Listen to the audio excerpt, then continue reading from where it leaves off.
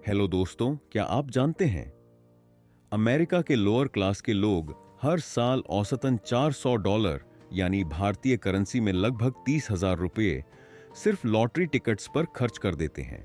लेकिन हैरानी की बात यह है कि इनमें से आधे लोगों के पास इमरजेंसी के लिए $400 भी सेविंग्स में नहीं होते।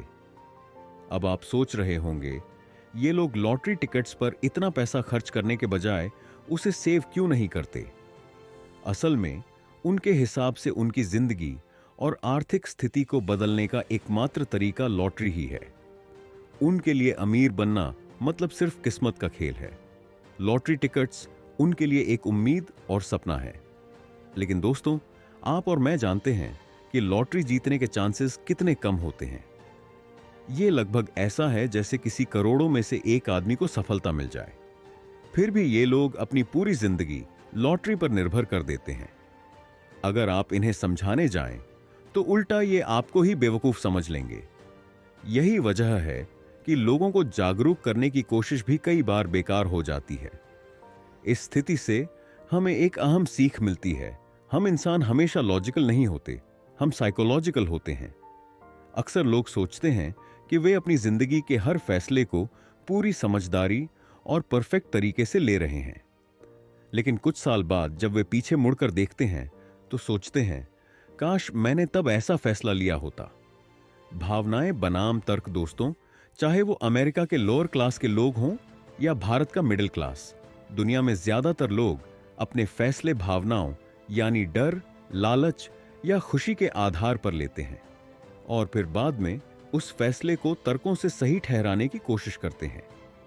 यही वजह है कि कुछ लोग अपने आर्थिक फैसलों में गलतियां करते हैं।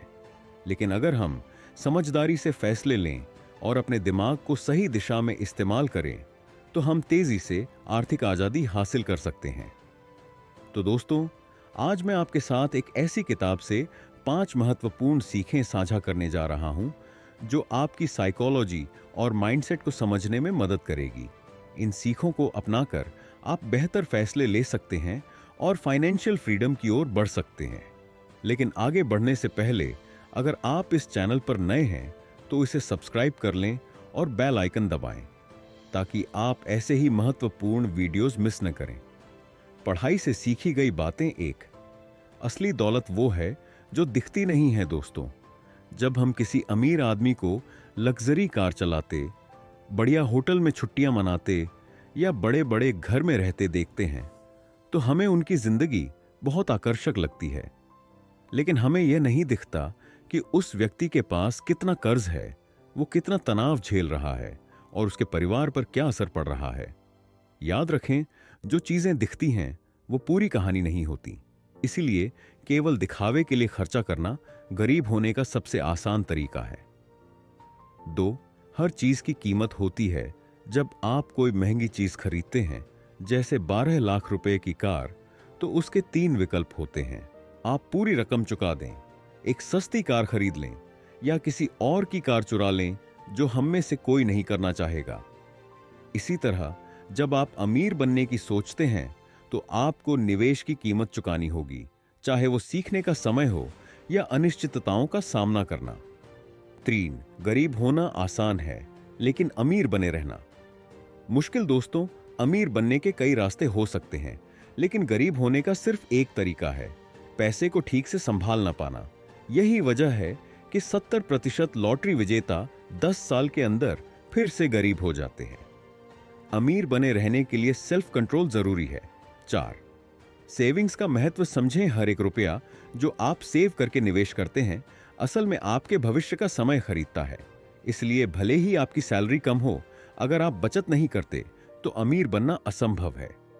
5, कंपाउंडिंग का जादू।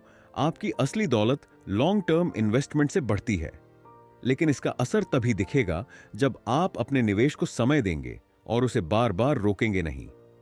अंतिम विचार दोस्तों, याद रखें, अपने फाइनेंशियल फैसलों को सिर्फ दिखावे के लिए मत लें। अपनी फ्यूचर इनकम को आज ही खर्च करने की गलती न करें। छोटी छोटी सेविंग्स और सही निवेश ही आपको फाइनेंशियल फ्रीडम दिला सकता है। अगर आपको इस वीडियो से कुछ सीखने को मिला हो, तो चैनल को सब्सक्राइब करें और वीडियो को लाइक करें। मिलते हैं अगले वीडियो में।